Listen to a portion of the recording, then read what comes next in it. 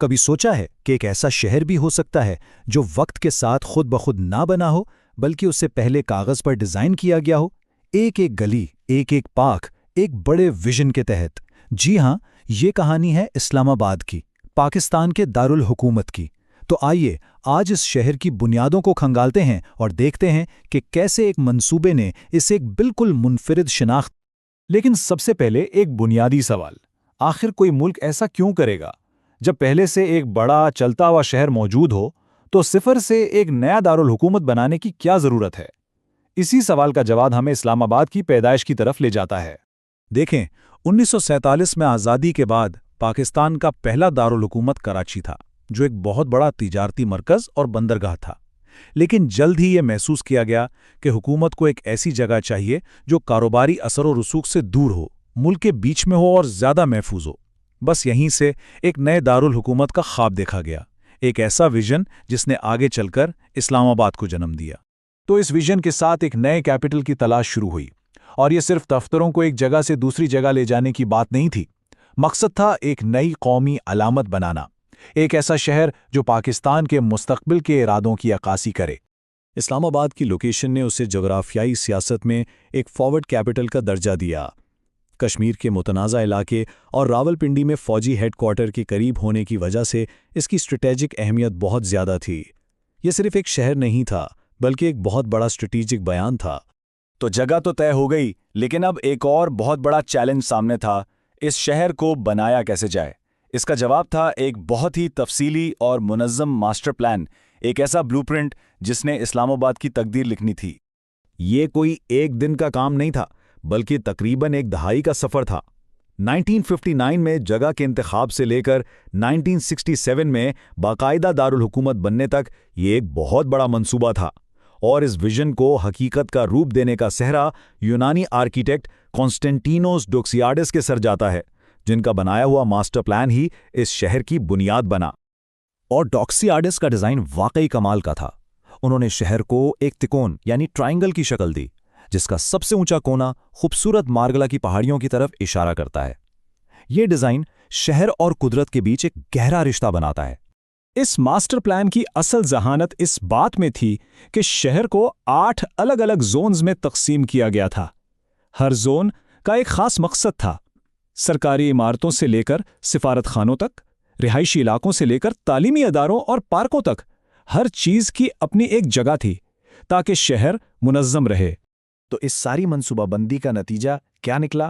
وہ ہے آج کا اسلام آباد، ایک ایسا شہر جو اپنی ہریالی اور خوبصورتی کے لیے مشہور ہے۔ یہ وہ جگہ ہے جہاں شہر کی جدیدیت اور قدرت کا حسن ایک دوسرے میں گھل مل جاتے ہیں۔ یہاں رہنے والے اسے پیار سے اوسلو کہتے ہیں، لیکن سرکاری طور پر اس کی پہچان ہے دی گرین سٹی۔ اور یہ صرف ایک نام نہیں ہے، یہ اس شہر کی روح کا حصہ ہے، ایک ایسی حقیقت جو ہر گلی، ہر موڑ پر نظر آتی ہے۔ ذرا اس کے سائز کا اندازہ لگائیں، 906 مربع کلومیٹر، اور اس وسیع رقبے کا ایک بہت بڑا حصہ مارگلا ہلز نیشنل پارک جیسے قدرتی علاقوں کے لیے وقف ہے۔ یہ اس بات کی ایک شاندار مثال ہے کہ کیسے قدرت شہر کے دل میں سانس لے سکتی ہے، اور اس ہریالی کو یہاں کی آب و ہوا سے بھی بہت مدد ملتی ہے۔ یہاں کا موسم گھنے جنگلات، وسیع و عریض پارکس اور ایک ایسے لینڈسکیپ کو جنم دیتا ہے جو ہر موسم کے ساتھ اپنے رنگ بدلتا ہے۔ لیکن ہریالی اور عمارتوں سے ہٹ کر اسلام آباد کا اصل دل تو اس کے لوگوں میں دھڑکتا ہے۔ آئیے اب ذرا اس شہر کے انسانی اور معاشی پہلوؤں پر نظر ڈالتے ہیں اور دیکھتے ہیں کہ کون سی چیز اسے اتنا متحرک بناتی ہے۔ دارالحکومت ہونے کی وجہ سے اسلام آباد پورے پاکستان کا ایک ثقافتی مرکز ہے۔ یہاں پنجابی، پشتو، اردو اور کئی دوسری زبانیں بولی جاتی ہیں، جو ایک ایسا ماحول بناتی ہیں جہاں مختلف ثقافتیں ایک ساتھ ملتی جلتی ہیں۔ اور اس کی آبادی میں اضافہ تو دیکھیے حیران کن ہے۔ 1972 میں جہاں صرف 70,000 لوگ رہتے تھے، آج یہ شہر 10 لاکھ سے زیادہ لوگوں کا گھر بن چکا ہے۔ یہ اس کی بڑھتی ہوئی اہمیت کا واضح ثبوت ہے۔ اسلام آباد کی ایک اور بہت خاص بات اس کی شرح خواندگی ہے، 88%، جو پاکستان میں سب سے زیادہ ہے۔ یہ اس کے بنیادی مقصد کی عکاسی کرتا ہے کہ یہ علم اور حکومت کا مرکز بنے گا۔ معاشی طور پر بھی اسلام آباد اپنی آبادی کے مقابلے میں کہیں زیادہ اہم ہے۔ ملک کی آبادی کا 1% سے بھی کم حصہ ہونے کے باوجود یہ قومی جی ڈی پی میں پورے 1% کا حصہ ڈالتا ہے، جو اس کی غیر معمولی معاشی پیداواریت کو ظاہر کرتا ہے۔ تو اس کی پیدائش سے لے کر آج تک کے سفر کو ہم نے دیکھا۔ اب آئیے ان تمام باتوں کو ایک ساتھ جوڑ کر سمجھتے ہیں کہ وہ کون سی چیزیں ہیں جو اسلام آباد کو واقعی منفرد بناتی ہیں۔ تو آخر اسلام آباد کی اصل شناخت کیا ہے؟ یہ ایک منصوبہ بند دارالحکومت ہے، ایک گرین سٹی ہے جو قدرت کے ساتھ مل کر رہتا ہے، ایک متنوع اور پڑھا لکھا ثقافتی مرکز ہے اور پورے ملک کا انتظامی دل ہے۔ یہی سب چیزیں مل کر ایک ایسا شہر بناتی ہیں جو پاکستان میں کسی بھی دوسرے شہر سے بالکل الگ ہے۔ اور آخر میں ایک سوال سوچنے کے لیے کہ جب ایک شہر کو اتنی احتیاط اور منصوبہ بندی سے بنایا جاتا ہے تو اس کا وہاں رہنے والوں کی ثقافت، ان کی عادتوں اور ان کی مجموعی شناخت پر کیا اثر پڑتا ہے؟ یہ ایک گہرا سوال ہے جو شہری منصوبہ بندی اور انسانی زندگی کے درمیان کے تعلق کو ظاہر کرتا ہے۔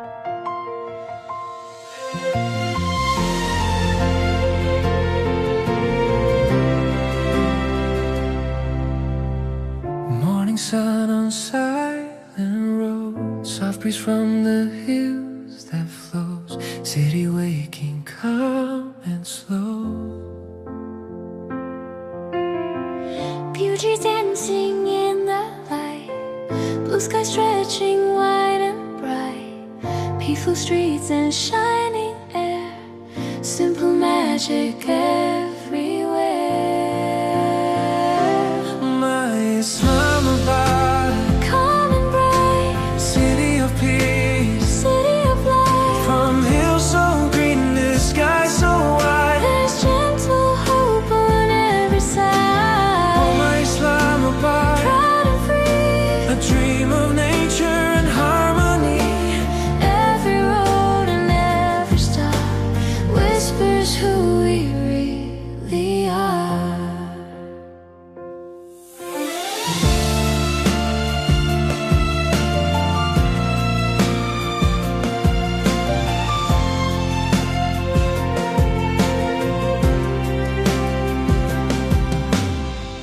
Near the hills, the white moss stands, graceful lines like open hands, calling hearts from near and far, guiding souls like a shining star.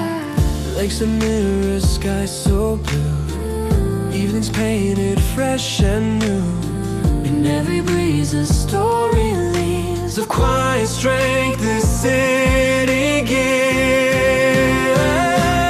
My Islamabad, Calm and bright, city of peace, city of light, from hills so green to sky so wide. there's gentle hope on every side. Oh, my Islamabad, Proud and free, a dream of nature and harmony. every road and every star whispers who we really are. Under the watch of the hills so high, dreams awake and spirits fly. In every heart a gentle flame calling softly Islamabad's name. Oh, Islamabad.